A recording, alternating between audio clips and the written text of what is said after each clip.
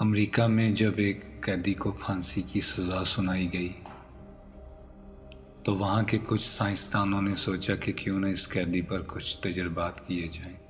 कैदी को बताया गया कि हम तुम्हें फांसी देकर नहीं मारेंगे, बल्कि जहरीला कोबरा सांप डसा कर मारेंगे। उसके सामने बड़ा सा जहरीला कोबरा सांप लाया गया और उसकी आंखें बंद करके उसको कुर्सी से बांध दिया गया। फिर उसको सांप नहीं बल्कि 2 सेफ्टी पिनें चुभाई गई। कैदी की कुछ सेकंड में ही मौत हो गई।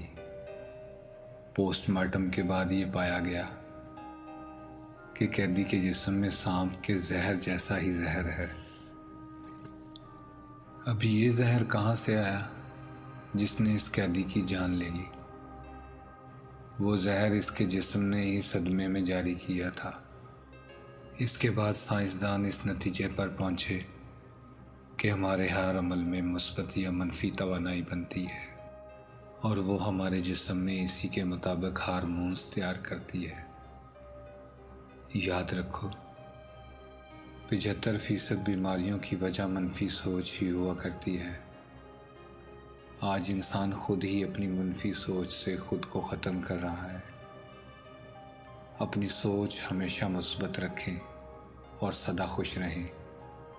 25 साल की उम्र तक हमें ये परवाह नहीं होती कि लोग क्या सोचेंगे। 50 साल की उम्र तक इसी डर में जीते हैं कि लोग क्या सोचेंगे।